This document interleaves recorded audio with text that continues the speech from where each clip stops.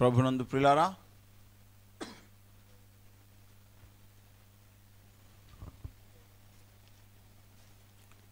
దేవుని పరిశుద్ధ గ్రంథములో నుండి ఒక మాట చదువుకుందాం రండి.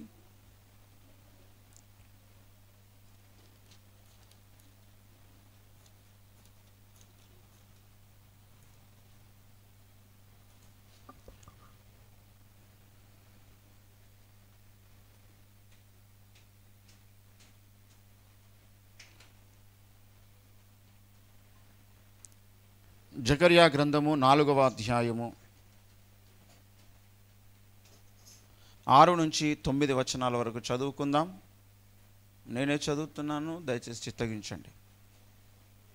జకర్యా గ్రంథం 4వ అధ్యాయము 6 నుంచి 9 వచనాలు. అప్పుడతడు నాతో ఇట్లా నేను జెరుబ్బాబెలునకు ప్రత్యక్షమగు యెహోవా వాక్కు ఇదే, శక్తి చేతనైనను బలము చేతనైనను కాక నా ఆత్మచేతనే ఇది జరుగునని సైన్యములకు అధిపతియగు యెహోవా సెలవిచ్చెను. గొప్ప పర్వతమా, జెరుబ్బాబెలును అడ్డగించుటకు నీవు ఏమాత్రపు దానవు? నీవు చదను భూమి వగుదువు.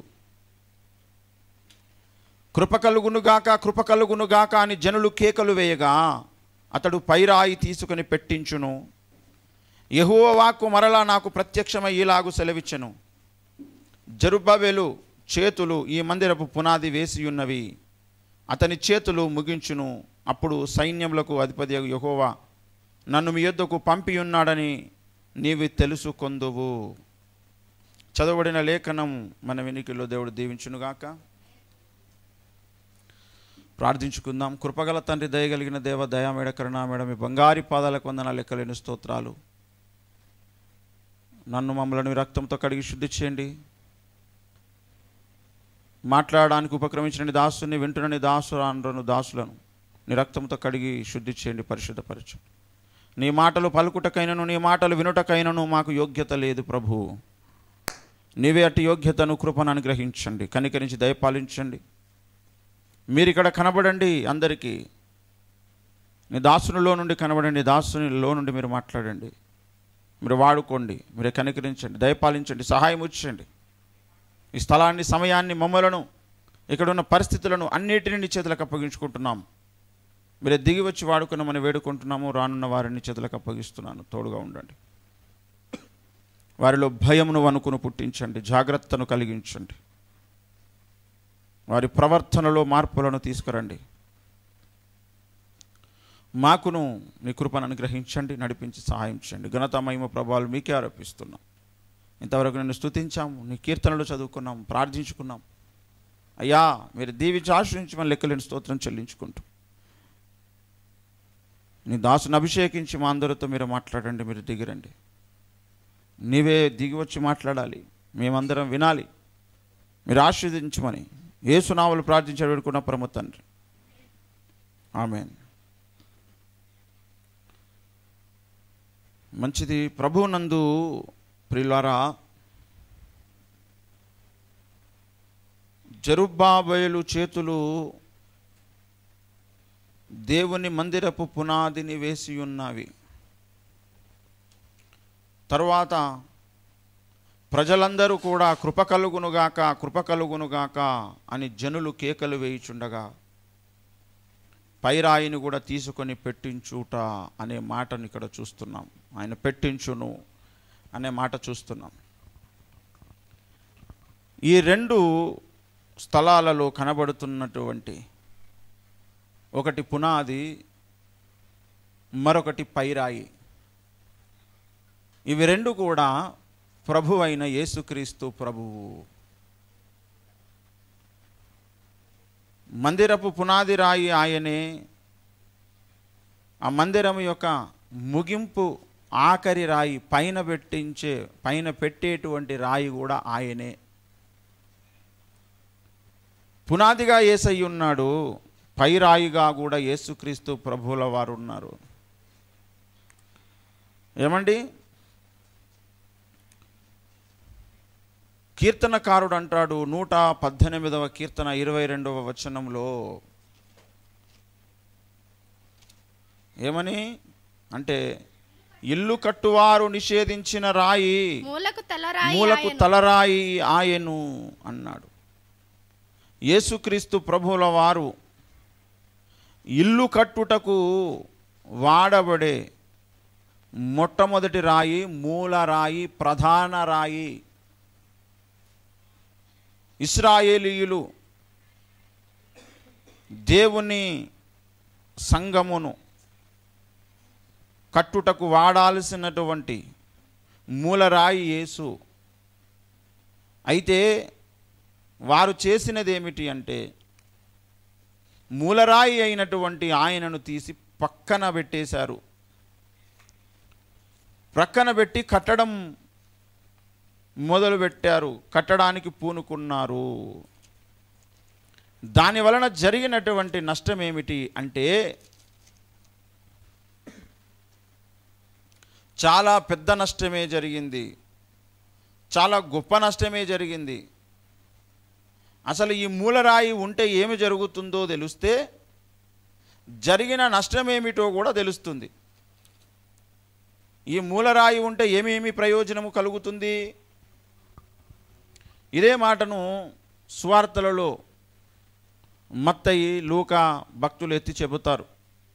మత్తయి సువార్త 21వ అధ్యాయం 42వ వచనము, మరియు యేసు వారిని చూచి, ఇల్లు కట్టువారు నిషేధించిన రాయి మూలకు తలరాయి ఆయను, ఇది ప్రభువు వలననే కలిగెను, ఇది మన కన్నులకు ఆశ్చర్యము అను మాట మీరు లేఖనములలో ఎన్నడూను చదవలేదా అంటున్నాడు మత్తయి.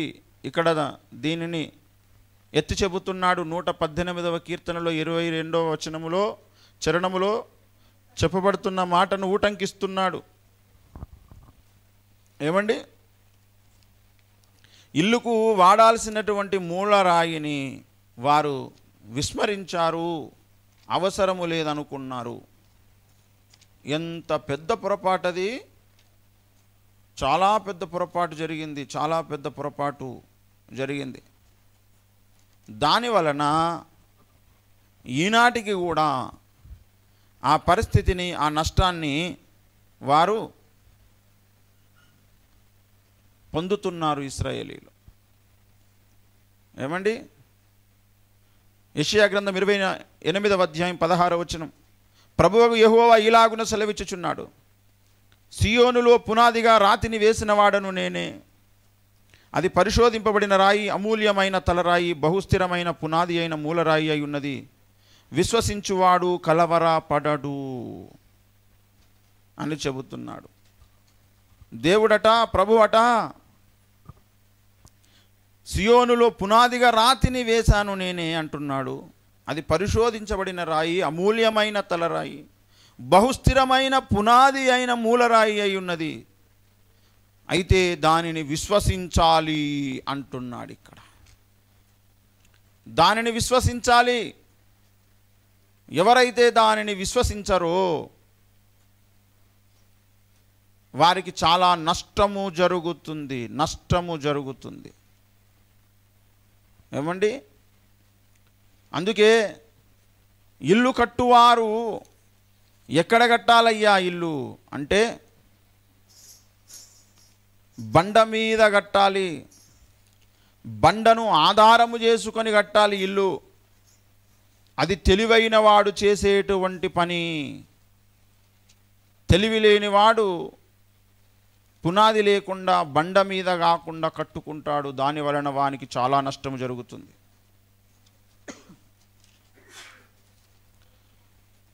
ఏమండి? మత్తయి సువార్త మనం చూసినట్లయితే 7వ అధ్యాయము 24 నుంచి చూస్తే, కాబట్టి ఈ నా మాటలు విని వాటి చొప్పున చేయు ప్రతివాడును బండ మీద తన ఇల్లు కట్టుకొనిన బుద్ధిమంతుని పోలి ఉండును. వాన కురిసెను, వరదలు వచ్చెను, గాలి విసిరి ఆ ఇంటి మీద కొట్టెను గాని దాని పునాది బండ మీద వేయబడిను గనుక అది పడలేదు. మరియు ఈ నా మాటలు విని వాటి చొప్పున చేయని ప్రతివాడు ఇసుక మీద తన ఇల్లు కట్టుకొనిన బుద్ధిహీనుని పోలియుండును. వాన కురిసెను, వరదలు వచ్చెను, గాలి విసిరి ఆ ఇంటి మీద కొట్టెను, అప్పుడది కూలబడెను, దాని పాటు గొప్పదని చెప్పాను అన్నాడు. ఇల్లు కట్టడానికి మొదలుపెట్టినప్పుడు ఎక్కడ రాయి ఉందో ఎక్కడ బండ ఉందో చూసుకొని దాని మీద కట్టాలి. ఈ బండ క్రీస్తు, ఈ బండ క్రీస్తు అంటే క్రీస్తు అనే బండ మీదనే కట్టుకోవాలి. ఎవరైనా ఇల్లు కట్టుకోవాలనుకుంటే బండ మీద కాకుండా నీవు ఖాళీగానే కట్టుకుంటే ఏ బండ మీద కట్టబడిన ఇల్లు మీదకైనా, మామూలుగా కట్టిన ఇల్లు మీదకైనా, ఇసుకలో కట్టిన ఇల్లు మీదకైనా వానలు వరదలు వస్తాయి. అలా వచ్చినప్పుడు బండ మీద లేనటువంటి ఇల్లు కూలిపోతుంది.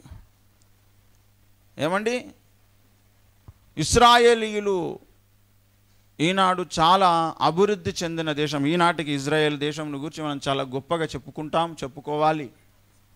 ఎందుకంటే దానికంటే ఒక ప్రత్యేకత ఉన్నది, చాలా గొప్ప ప్రత్యేకత ఉన్నది. ఇప్పటికీ వాళ్ళ టెక్నాలజీలో కానీ, వాళ్ళ జ్ఞానములో కానీ, వాళ్ళకున్న శక్తిలో కానీ ఎవరు సాటి రారు. ఇప్పుడు ప్రపంచంలో ఉన్న వాళ్ళు ఎవరు కూడా, వాళ్ళు ఉంటారు ఒక 140 లక్షల మంది, 1,40,00,000 మంది ఉంటారు. కానీ ఇశ్రాయేలీయులు ఇప్పటికీ ఇజ్రాయెల్ దేశంలో ఉన్నటువంటి వారు చాలా పవర్ఫుల్ కంట్రీ. వాళ్ళ కరెన్సీ పవర్ఫుల్లే, వాళ్ళ టెక్నాలజీ పవర్ఫుల్లే, వాళ్ళ జ్ఞానము పవర్ఫుల్. చిన్న దేశము కానీ చాలా పవర్ఫుల్. ఇవన్నీ ఉన్నటువంటి దేశానికి ఒకటి లేదు. ఏంటిదో తెలుసా? శాంతి లేదు. ఎందుకు లేదు శాంతి అంటే, శాంతి కారకుడు, శాంతినిచ్చువాడు, శాంతియే అయి ఉన్నవాడెవరు అంటే యేసు ప్రభువుల వారు. నేను నా శాంతిని మీకు అనుగ్రహించుచున్నాను, నేనే శాంతిని అని చెప్పాడు ప్రభువుల వారు. యెరూషలేము అని అంటే అది శాంతికి నిలయము. యెరూషలేములో ఈనాడు శాంతి లేదు. ఏ క్షణం ఎక్కడి నుంచి అణుబాంబులు వచ్చి పడతాయో తెలియకుండా ఉన్నటువంటి పరిస్థితి, భయంగా ఉన్నటువంటి పరిస్థితి. లోపల శాంతి లేదు దేశానికి. అన్నీ ఉన్నాయి, ధనం ఉంది, జ్ఞానం ఉంది, టెక్నాలజీ ఉంది, అన్నీ ఉన్నాయి, కానీ శాంతి లేదు. ఎందుకు లేకపోయే శాంతి? ఎందుకు లేదు అంటే శాంతి అయి ఉన్నవాడు లేనందుకు శాంతి లేదు. అందుకే 1 యోహాను పత్రిక 2వ అధ్యాయం 2వ వచనములో మనం చూసినట్లయితే, ఆయనే మన పాపములకు శాంతికరమై ఉన్నాడు. కాదు, సర్వలోకమునకు శాంతికరమై ఉన్నాడు. ఇజ్రాయేలు దేశానికి కూడా శాంతికరమై అయి ఉంటాడు. అయితే ఇజ్రాయేలీయులు వారు ఈయనను తీసి పక్కన పెట్టేశారు.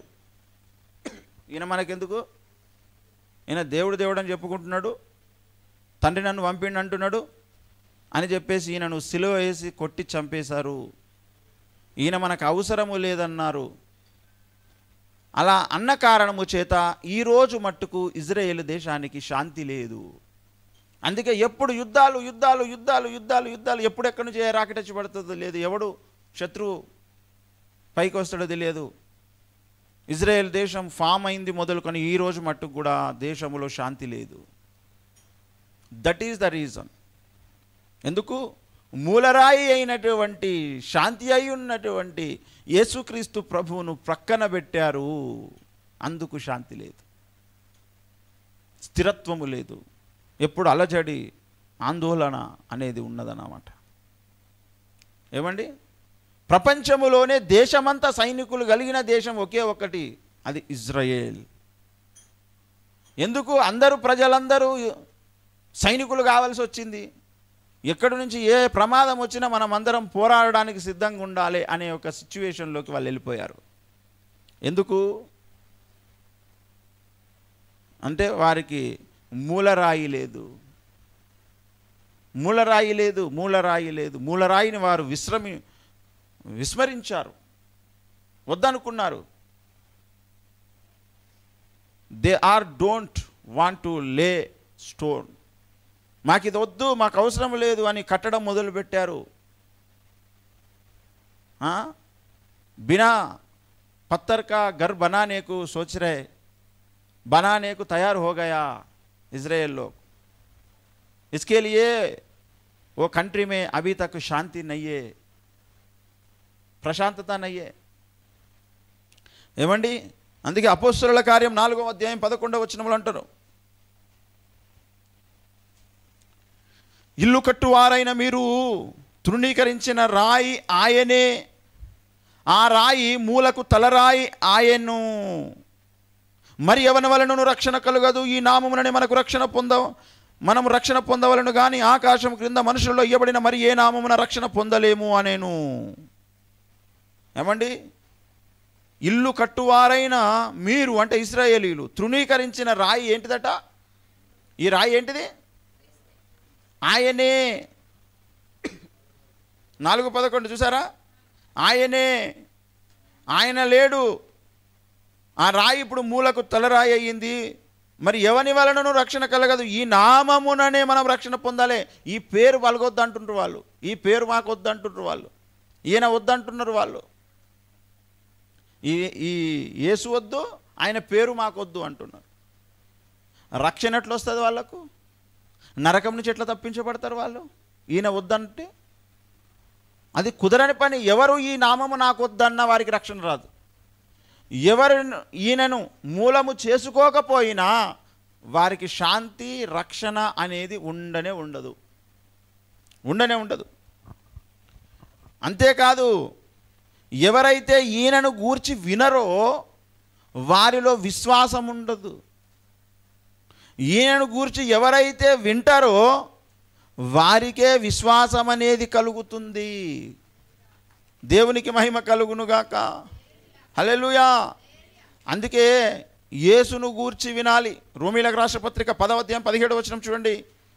కాగా వినుట వలన విశ్వాసము కలుగును, వినుట క్రీస్తును గూర్చిన మాట వలన కలుగును.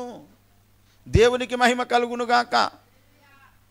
మనుషులను నరకము తప్పించే దినుసు ఏమిటి అంటే విశ్వాసము. విశ్వాసము మూలము. విశ్వాసము లేకుండా రక్షణ పొందుట అసాధ్యము. విశ్వాసం అనేది మనలో కలగడానికి మూలమేమిటి అంటే క్రీస్తును గూర్చిన మాటలు వినుట.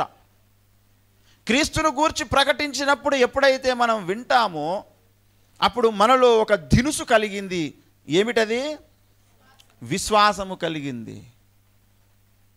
ఆయనను ఎప్పుడైతే మనము ఆయననే నాకు మూలము అనుకుంటారో అప్పుడు వారికి శాంతియు రక్షణయు కలుగుతుంది. క్రీస్తు పట్ల విశ్వాసము లేదు ఎవరైతే ఈయనను తృణీకరించారో వారికి, అయితే వారికి అగ్నిగుండము తప్పించుకునే అవకాశము లేదు.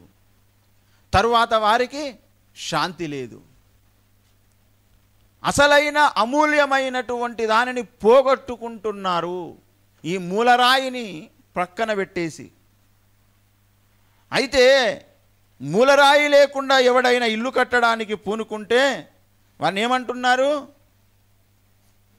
బుద్ధిహీనుడు. ఏమండి? ఇది చాలా బిగ్ మిస్టేక్ అన్నమాట. చాలా పెద్ద నష్టము. ఏమండి? గనుక అమూల్యమైనటువంటి ఆయనను పక్కన పెట్టి అమూల్యము కాని దానిని పట్టుకుంటే ప్రయోజనము లేదు. అందుకే అమూల్యమైన దానిని పట్టుకోవాలి. మాకు టెక్నాలజీ కావాలి, జ్ఞానము కావాలి, అన్నీ కావాలి, కానీ ఈయన వద్దు అంటే అమూల్యమైనది వద్దు, ఇంకా మిగతా అన్నీ కావాలి అన్నమాట. అది ఏమండి? గోధుమ గింజలు వద్దు, ఆ పొట్టంతా మాకు కావాలి. ఏం చేసుకుంటావు? అలా అయిపోయింది పరిస్థితి ఇప్పుడు. ఏమండి? 1 పేతురు పత్రిక 2వ అధ్యాయం 4వ వచనం చూడండి. మనుషుల చేత విసర్జింపబడినను దేవుని దృష్టికి ఏర్పరచబడినదియు అమూల్యమును సజీవమునైన రాయి యగు ప్రభువునొద్దకు వచ్చిన వారై యేసుక్రీస్తు ద్వారా దేవునికి అనుకూలము లఘు ఆత్మ సంబంధమైన బలులు నర్పించుటకు పరిశుద్ధ యాజకులుగా ఉండునట్లు మీరును సజీవమైన రాళ్ళ వలె నుండి ఆత్మ సంబంధమైన మందిరముగా కట్టబడుచున్నారు. ఏమండి? ఏలయనగా ఇదిగో నేను ముఖ్యమును ఏర్పరచబడినదియు అమూల్యమునకు మూలరాతిని సియోనులో స్థాపించుచున్నాను, ఆయన యందు విశ్వాసముంచువాడు ఏమాత్రమును సిగ్గుపడడు అనుమాట లేఖనమందు వ్రాయబడి ఉన్నది. విశ్వసించుచున్న మీకు ఆయన అమూల్యమైన వాడు. విశ్వసింపని వారికైతే ఇల్లు కట్టువారు ఏ రాతిని నిషేధించిరో అదే మూలకు తలరాయి ఆయను, మరియు అది అడ్డురాయు అడ్డుబండయు ఆయను. కట్టువారు వాక్యమున కవిదేయులై తొట్టిలుచున్నారు, దానికే వారు నియమింపబడిరి అన్నాడు. ఎవరైతే ఆయన యందు విశ్వాసం ఉంచుతారో వారికి ఏం కలుగుతుంది? రక్షణ కలుగుతుంది. ఆయన అమూల్యమైన వాడవుతాడు. విశ్వసించుచున్న మీకు ఆయన అమూల్యమైన వాడు. విశ్వసింపని వారికైతే ఇల్లు కట్టువారు ఏ రాతిని నిషేధించరో అదే మూలకు తలరాయి, అంటే వారు నిషేధించిన వారు అవుతారన్నమాట. యేసు అమూల్యమైనటువంటి వాడు. అమూల్యమైనటువంటి యేసును వదులుకొని, మూలమై ఉన్నటువంటి యేసును వదులుకొని, మాకు ఈ స్థలము కావాలి, మా పితరుల స్థలము అని పట్టుకున్నారు వాళ్ళు. అది మంచిదే, కానీ అమూల్యమైనది వదిలేసిరే. అమూల్యమైనది వదిలేసిరు. ఆ అమూల్యమైనది దాని దగ్గరికి వీళ్ళు వచ్చేంత వరకు వాళ్ళకు శాంతి రాదు. యెరూషలేముకు శాంతి ఎప్పుడు వస్తుందంటే, ఈ అమూల్యమైన వాడు వారి యొద్దకు వచ్చినప్పుడే. మరి ఆయన వారి యొద్దకు ఎప్పుడు వస్తాడు అంటే, వీళ్ళు పిలిచినప్పుడు వస్తాడు. పిలిచేదాకా అట్లనే ఆగుతాడు. అందుకే మహాశ్రమల కాలములో వీళ్ళు సంఘం ఎత్తబడిన తర్వాత వీళ్ళు పిలుస్తారన్నమాట. ఓ నజరేయుడైన యేసు, నిన్ను మేము పోగొట్టుకున్నాము. పునాది రాయి అయిన నీవు, ముఖ్యమైన మూలరాయి అయిన నిన్ను మేము పోగొట్టుకున్నాము. మాకు ఇప్పుడు బుద్ధి వచ్చింది, అయ్యో అయ్యో అయ్యో అని. అప్పుడు వాళ్ళు ఏడవడం మొదలు పెడతారు, అడగడం మొదలు పెడతారు. అప్పుడు వాళ్ళ కనులు తెరుచుకుంటాయి. అప్పుడు దేవుని దగ్గర వాళ్ళు దేశమంతా కలిసి ఏడుస్తారు. దేశమంతా కలిసి ప్రార్థనలు యాచనలు చేస్తారు. అలా వారు దేవుని దగ్గర ఏడ్చి గోజాడి ప్రార్థించినప్పుడు అప్పుడు వాళ్ళకు శాంతి వస్తుంది. అప్పటిదాకా శాంతి రాదు. జకర్యా గ్రంథం 12వ అధ్యాయము 10వ వచనం,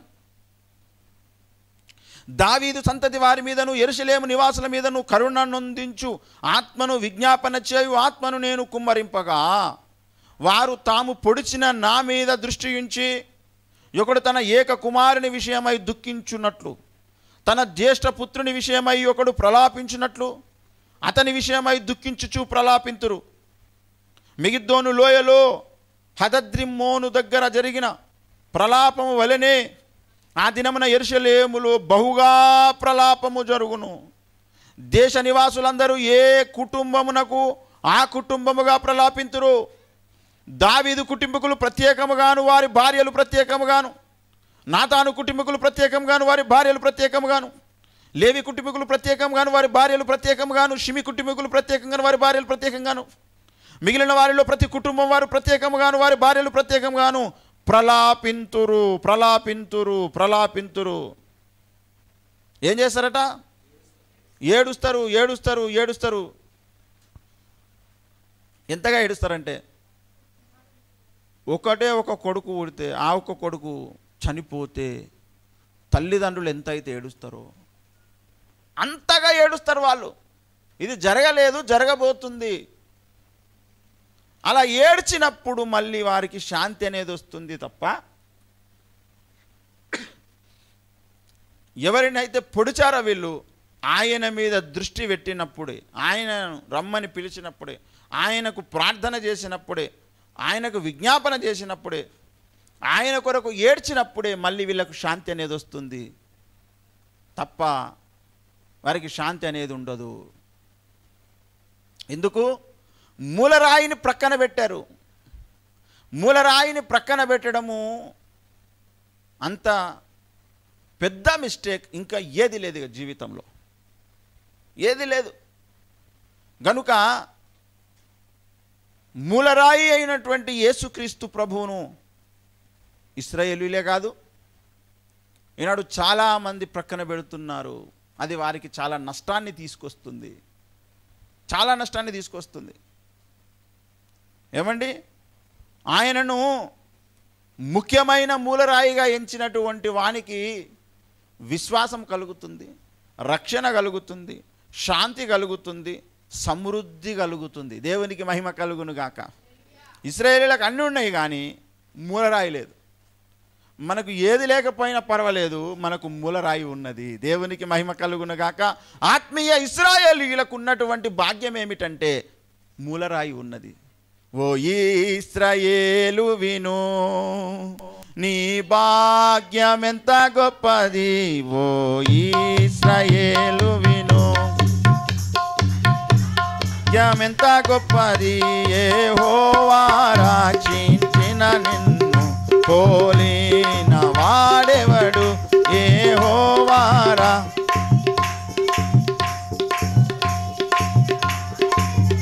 శక్తి చేత కాదనెను, బలముతో నిధి కాదనెను, నా ఆత్మ ద్వారా దీని చేతునని యెహోవా సెలవిచ్చెను.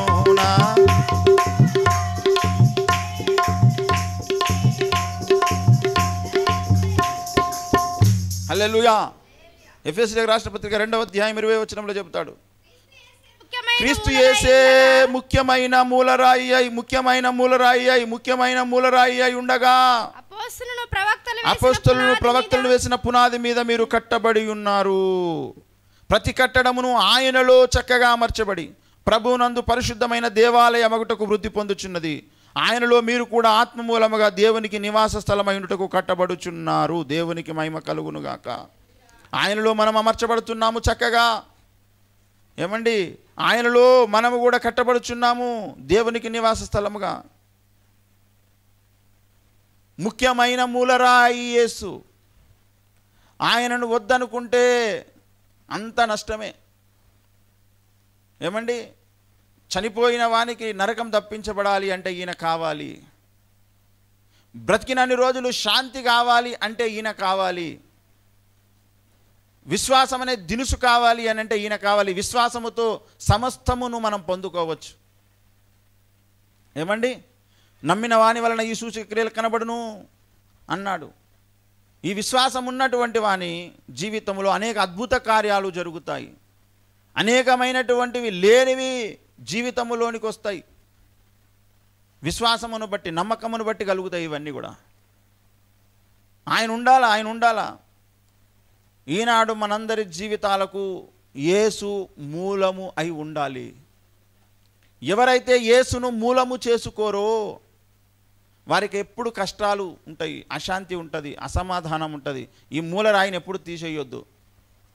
బుద్ధి తెలివి ఉన్నవాడెవడు కూడా ఒక ఇల్లు కట్టడానికి పూనుకున్నప్పుడు ఆ ఇంటికి మూలరాయిని వేసిన తర్వాతనే చక్కగా ఇల్లు నిర్మించబడుతుంది. మూలరాయి, పునాది రాయి అనేది ఉంటుంది. పునాది లేకుండా ఎవడు ఇల్లు కట్టడు ఈ లోకములో. పునాది రాయి లేకుండా పని అనేది జరగదు.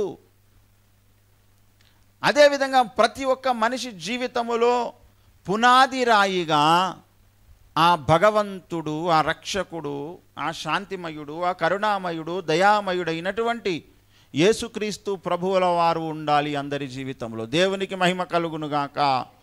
ఈయనను కాదని నువ్వు ఏమి చేసినా నీకు శాంతి ఉండదు, సంతృప్తి ఉండదు, సమాధానం ఉండదు, నీలో ఏ ఆశీర్వాదం ఉండదు, ఏ ఆశీర్వాదం కనబడదు. ఈయన నీలో ఉంటే నువ్వు పడిపోయినా లేస్తావు. నువ్వు అనారోగ్య బారిన పడ్డా నువ్వు ఆరోగ్యవంతుని అవుతావు. చిన్న చిన్న సమస్యలు వచ్చినా నువ్వు తిరిగి మళ్ళీ రిపేర్ అవుతావు. కానీ ఈయన లేకపోతే, ఈ మూలం అనేది లేకపోతే ఒకసారి పడిపోయిందంటే ఇక దాని మూలమేనో దొరకదు. బండ మీద ఉన్న ఇల్లు, గట్టిగా పునాది ఉన్న ఇల్లు, మూలరాయి ఉన్న ఇల్లు కూలిపోదు. ఒకవేళ డిస్టర్బ్ అయితే కూడా మూలరాయి ఉన్నది కనుక మళ్ళీ దాన్ని బట్టి ఇంకా చక్కగా మళ్ళీ కట్టుకోవచ్చు, ఏం కాదు. కానీ ఇసుకలో కట్టినోనికి ఏడ మూలం దొరుకుతుంది ఒకసారి ఊలిపోయిన తర్వాత? ఏదిరాని పునాది. ఎక్కడ బాలరాజు,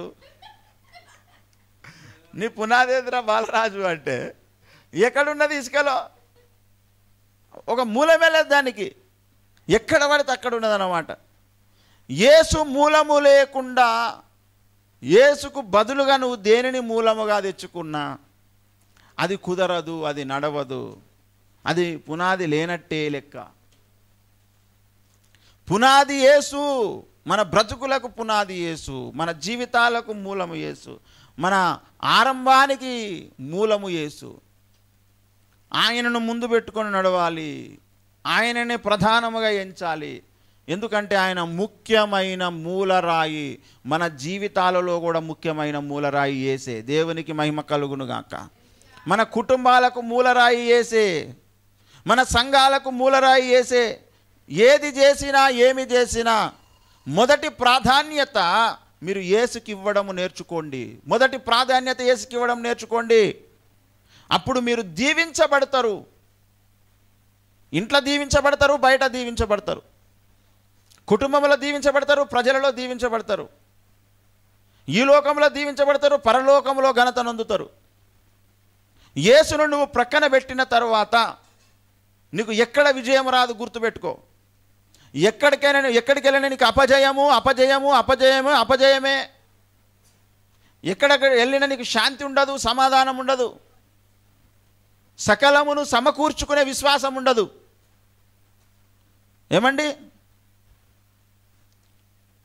దేవుడు చేసే కార్యాలన్నీ ఎవడు చేస్తాడో తెలుసా?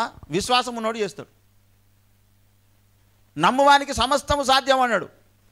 ఆ నమ్మకం, విశ్వాసము యేసు మూలంగా వస్తుంది. దేవునికి మహిమ కలుగును గాక.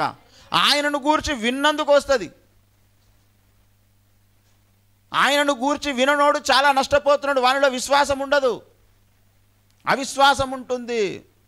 ఇది నేను చేయగలనా, అమ్మో ఇది ఎట్లయితుందో అని.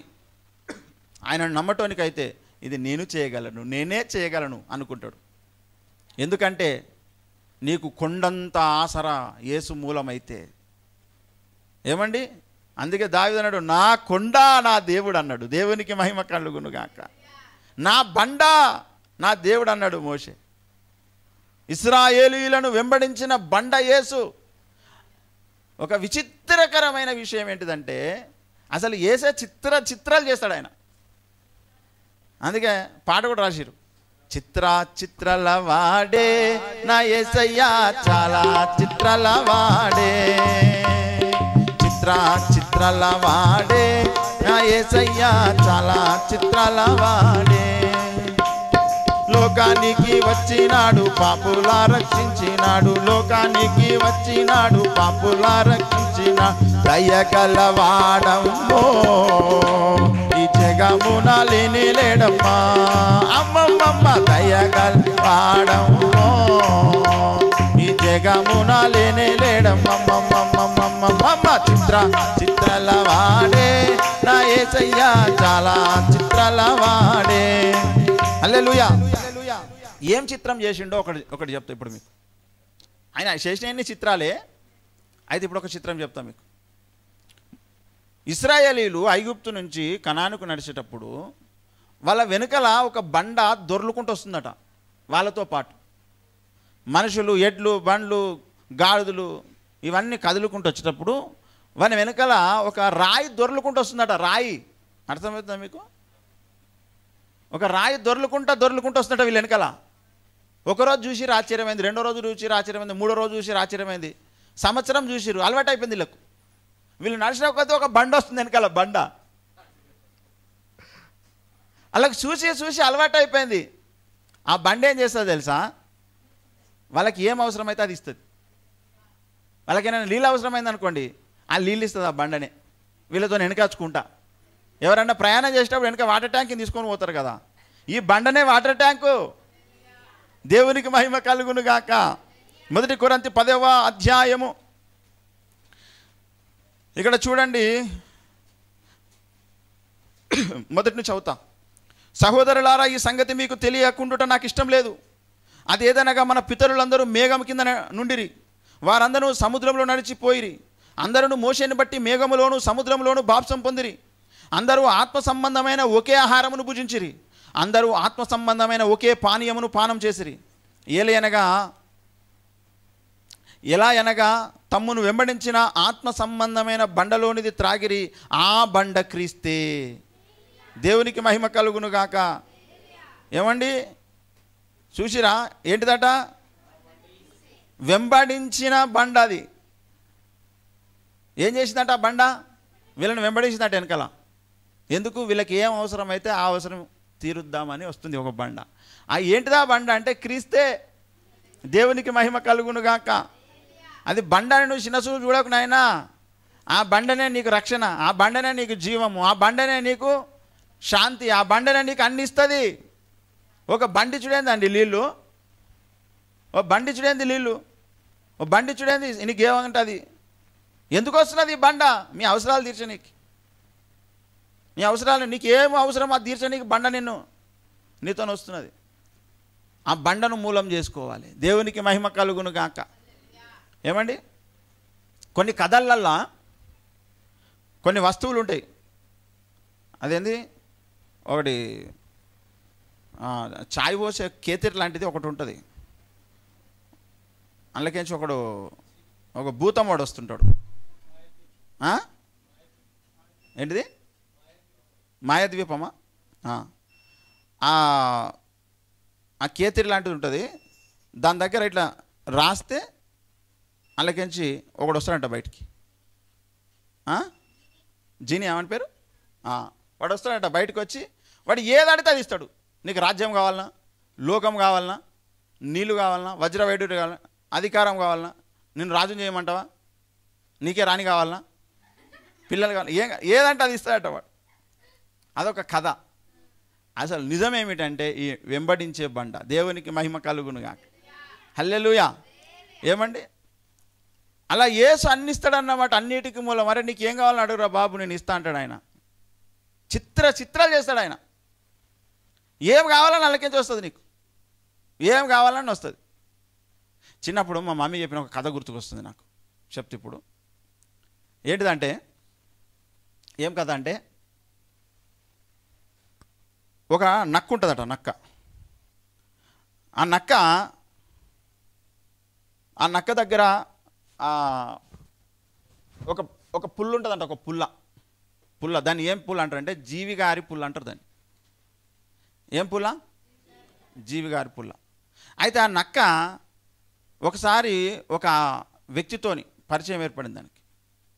అయితే ఈ నక్క ఏం చేసిందంటే, ఆయనను చాలా బాగా దాన్ని బాగా చూసుకున్నందుకు ఆయనకు, నీకు ఏం కావాలనో కోరుకో, నీకు ఏదంటే అది నేను చేసిస్తా అని చెప్పేసి ఆయన కోరుకుంటే ఒక పెద్ద ఇల్లు నిండా బంగారము, అష్టైశ్వర్యాలు అన్నీ కలిగించిందన్నమాట ఈ నక్క.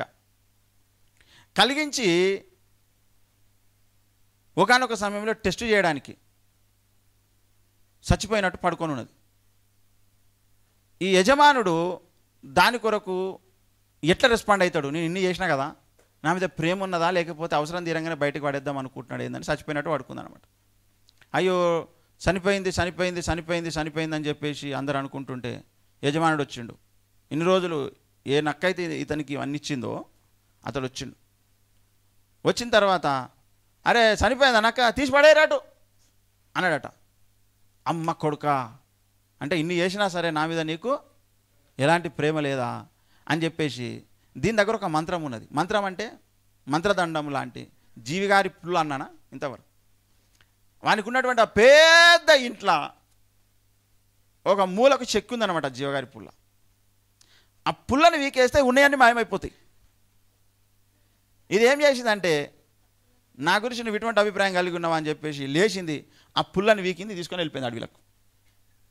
వానికున్న ఆస్తులు పోయినాయి, అంతస్తులు పోయినాయి, ఇల్లు పోయింది, అన్నీ పోయినాయి. మళ్ళీ ఇంతకుముందు ఎట్లుండే అట్లా అయిపోయింది వీడు. అంటే ఆ పుల్లతోని అది ఏమైనా చేసిస్తుంది. నువ్వేం కావాలంటే అది కోరుకో, అది చేసిస్తుంది. కానీ అది చేసిచ్చిన దాన్నే నువ్వు విస్మరించినప్పుడు నీ దగ్గర ఏం మిగులదు. అదొక కథ. ఊగే చెప్తుండే మా మమ్మీ నాకు చిన్నప్పుడు. యేసు నిన్ను వెంబడిస్తున్నాడు. ఎందుకు?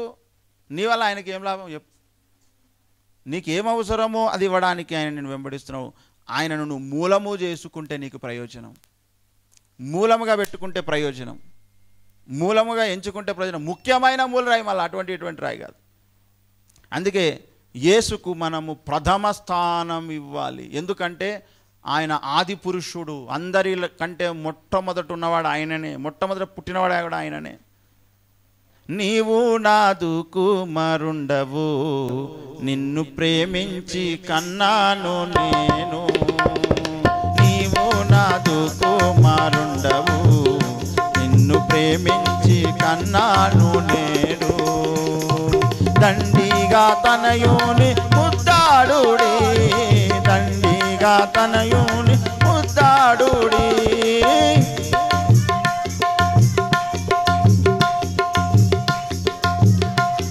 ఆశ్రయించుడి రండి రండి ధన్యులు కండి రండి రండి ధన్యులు కండి ఆనందమానందమాయను నాదు ప్రియ కుమారునియందు మహాదానందమానందమాయను నాదు ప్రియ కుమారునియందు ప్రేమించుచున్నావు నీతిని దుర్నీతిని ద్వేషించినావు ప్రేమించుచున్నావు నీతిని దుర్నీతిని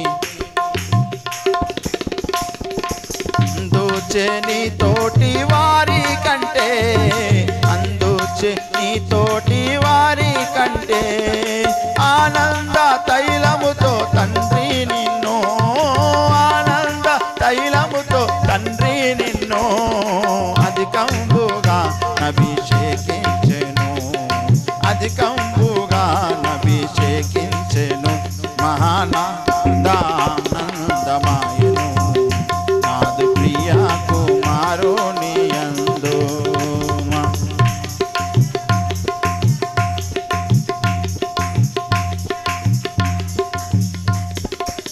ఏమేమున్నాయ్యా ఈయన లోపల ఏమున్నాయి ఈయన లోపల అంటే విజ్ఞాన సంపాదలెల్లను ఆ సుజ్ఞానిలో గొప్పమాయను విజ్ఞాన సంపాదలెల్లను ఆ సుజ్ఞానిలో గొప్పమాయ తర్వాత సంతోషమును పరిశుద్ధత సంతోషమును సమాధానము నీతి శక్తియో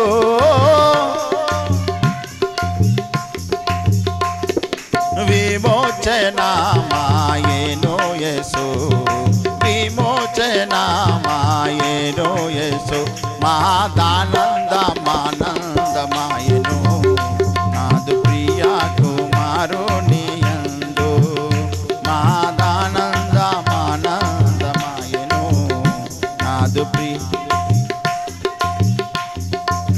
హల్లెలూయా హల్లెలూయా. తండ్రి అయిన దేవుడు అంటాడు ఒకసారి రూపాంతర కొండ మీద రూపాంతరం చెందినప్పుడు ఈయన నా ప్రియ కుమారుడు ఈయన యందు నేను ఆనందిస్తున్నాను. తండ్రి అయిన దేవునికి ఎక్కడ ఆనందం లేదు, ఆయన లోపలనే ఉన్నది. దేవునికి మహిమ కలుగును గాక. నీకు కూడా ఆయన లోపలనే ఉంటుంది ఆనందం. తండ్రి అయిన దేవునికే ఆనందం కలిగించిన వాడు నిన్ను ఆనందించపరచడా?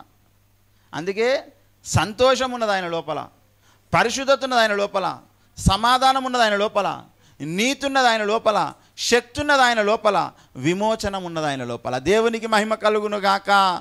ఆయనను అందుకే మూలము చేసుకోవాలి. యేసును నమ్మనోళ్ళు దురదృష్టవంతులు, యేసును నమ్మేటోళ్ళు మహాజ్ఞానులు తెలుసో తెలియక మహాజ్ఞానులు అయిపోయారు వీళ్ళు. యేసయ్య పుట్టినప్పుడు ఆయనను చూడడానికి వెళ్ళినటువంటి వాళ్ళు ఎవరు? జ్ఞానులు వెళ్ళారు, బుద్ధి లేని వాళ్ళు పోలే. జ్ఞానులు పోయిన వాళ్ళందరూ జ్ఞానులు అయిపోతారు. పోయిన వాళ్ళందరికీ సంతోషము కలిగింది, పట్టలేనంత సంతోషం, కొలవలేనంత సంతోషము. దూతలకు సంతోషం, గొల్లలకు సంతోషం, జ్ఞానులకు సంతోషం, మరియమ్మకు సంతోషం, యోసేపుకు సంతోషం, విన్న మనందరికి సంతోషం. దేవునికి మహిమ కలుగును గాక. లూకా సువార్త 2వ అధ్యాయంలో మనం చూస్తే గొల్లలు అల్లరల్లరి చేసిరు మొత్తం. లూకా సువార్త 2వ అధ్యాయం చూడండి ఏమండి, 14వ వచనం 13వ వచనం. వెంటనే పరలోక సైన్య సమూహము ఆ దూతతో కూడా నుండి సర్వోన్నతమైన స్థలములలో దేవునికి మహిమయు ఆయనకిష్టులైన మనుషులకు భూమి మీద సమాధానము కలుగునుగాక అని దేవుని స్తోత్రము చేయుచుండెను. దేవునికి మహిమ కలుగునుగాక. ఈ లోకములో ఈనాడు అమెరికా సంతోషంగా ఉన్నది, భారతదేశంలో కొంతమంది ప్రజలు సంతోషంగా ఉన్నారు, అరబ్ కంట్రీస్లో కొంతమంది ప్రజలు సంతోషంగా ఉన్నారు, జపాన్లో కొందరు సంతోషంగా ఉన్నారు, చైనాలో కొందరు సంతోషంగా ఉన్నారు. ఆ సంతోషంగా ఉన్నోళ్ళు ఎవరో ఎరికేనా? యేసును నమ్మినోళ్ళు. దేవునికి మహిమ కలుగును గాక. ఇజ్రాయేల్లో కూడా కొందరు సంతోషంగా ఉన్నారు యేసుని నమ్మినలు. ఎవరైతే యేసయ్య నాకు వద్దనుకున్నారో యూదులు, వాళ్ళకు కూడా సంతోషం లేదు. ఎందుకంటే సంతోషానికి కారణమైన, జీవానికి కారణమైన, విమోచనకు కారణమైన, నీతికి కారణమైన, శక్తికి కారణమైన ఏమండి ఆయనను వదిలిపెట్టి నువ్వు ఎట్లా బాగుంటావు? బాగుండరు. అందుకే వీనికి యేసు లేదురా, అందుకే ఊకే దరిద్రం వీడిని వెంబడిస్తుంది అంటారు. కొందరు మాట్లాడుకుంటారంట గొల్లలు, ఊకే మందలా గడికోటి చచ్చిపోయింది అనుకోండి, రోగం వచ్చి, అరే వీని అందరికి యేసు లేదురా అందుకే ఇట్లా అవుతున్నది అంటారట.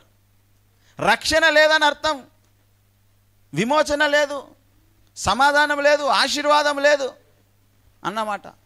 అందుకే మనకు ముఖ్యమైన మూలరాయి అయి ఉండాలి. ఊర్లలో ఒక రాయి పెడతారు, దాన్ని బొడ్రాయి అంటారు. అక్కడి నుంచి లెక్క ఊరు. ఆ బొడ్రాయిని అందరు ఎంత గౌరవిస్తారో. అసలు ఈ లోకానికే బొడ్రాయి యేసయ్య, విశ్వానికే బొడ్రాయి యేసయ్య, మన జీవితాలకే బొడ్రాయి యేసయ్య. మూలరాయి, ముఖ్యమైన రాయి యేసు. దేవునికి మహిమ కలుగును గాక. కొంతమంది యేసయ్యను కాకుండా ఇంకా మీరు దేన్ని తెచ్చిపెట్టుకున్నా నీకున్నాయన్నీ పోతాయి. ఏమండి, యేసును మూలం చేసుకోవాలి. నీకు ఎన్ని ఉన్నా అన్ని సున్నా అయిపోతాయి యేసును. కొంతమంది ఏం చేస్తారంటే బొడ్రాయి పెడతారు ఊర్లో, ఎవ్వరు ఎప్పుడు దాన్ని తీయరు. ఒకవేళ దాన్ని తీసి ఇంకొక దగ్గర పెట్టాలంటే కూడా చాలా పెద్ద పండగ చేస్తారు. అయితే ఆత్మీయ జీవితంలో చాలామంది ఏం చేస్తారంటే బొడ్రాయిని తీస్తారు, ఇంకోటి పెట్టుకుంటారు, మూలరాయిని తీస్తారు, ఇంకోటి పెట్టుకుంటారు, రోజు ఒక్కటి మారుస్తుంటారు అన్నమాట. అందుకే అప్పుడప్పుడు సంతోషం వస్తుంది, అప్పుడప్పుడు రకరకాల పరిస్థితులు ఏర్పడుతుంటాయి. ముఖ్యమైన మూలరాయిగా నువ్వు యేసును తీసేస్తే ఏం జరుగుతుంది? నీ ఇల్లు కూలిపోతుంది, సమాధానం పోతుంది, రక్షణ పోతుంది, నువ్వు నీతిమంతులుగా ఉండవు. దేవుని మాట వినని వారెవరు నీతిమంతులుగా బ్రతకలేరు. దేవుని మాటకు లోబడి బ్రతికినవాడే నీతిమంతుడుగా ఉంటాడు ఎప్పుడైనా. దేవుని మాటకు వ్యతిరేకంగా బ్రతికినాడు ఎప్పుడు నీతిమంతుడు కాలేడు. అందుకే ప్రభు ఏమన్నాడు? ఈయన మాట చొప్పున బ్రతికినటువంటి వాడు, ఈయన మాట చొప్పున చేయు ప్రతివాడు బండ మీద తన ఇల్లు కట్టుకొనిన బుద్ధిమంతుని పోలియుండును అన్నాడు కదా.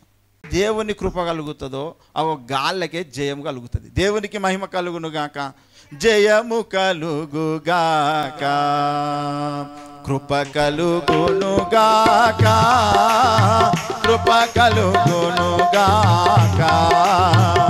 దేవుని రాజ్య నిర్మాతల కిలలో జయము కలుగు గాక, దేవుని రాజ్య నిర్మాతల కిలలో జయము కలుగు గాక, కృప కలుగును గాక.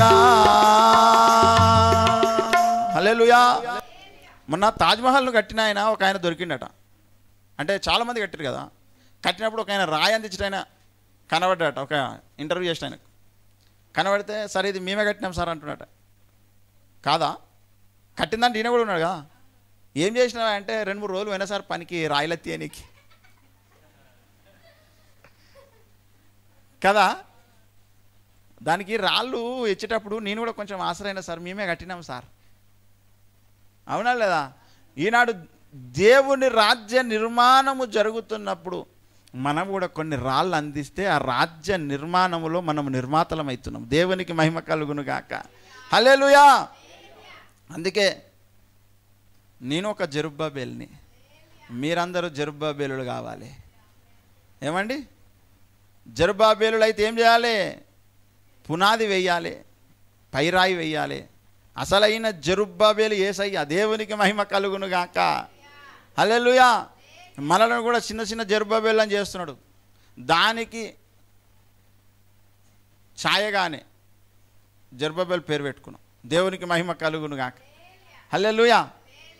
అసలైన జెరుబ్బాబేలు యేసయ్య. ఏమండి, మనమంతా జెరుబ్బాబేలులం కావాలంటే ఏం చేయాలి? దేవుని మందిరానికి రాయిలను అందించాలి. ఏం రాయిలను? సజీవ రాళ్ళను. సజీవ రాళ్ళు అంటే ఎవరు?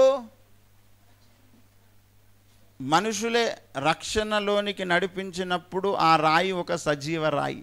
దేవునికి మహిమ కలుగునుగాక. హల్లెలూయా. గనుక మనం ఇప్పుడు దేవుని రాజ్య నిర్మాణములో మనము కూడా పాత్ర పోషించుదామా వద్దా?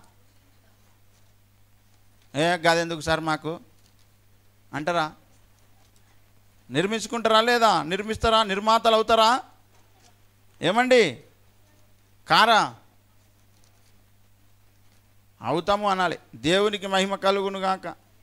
హల్లెలూయా. గనుక దేవుని రాజ్య నిర్మాణములో మనము పాలిభాగస్తులమైదాం. దేవుని రాజ్య నిర్మాణములో మనమందరము పనివాళ్ళమైదాం. మనము కూడా ఒక రాయిని అందిద్దాము. దేవునికి మహిమ కలుగునుగాక. హల్లెలూయా.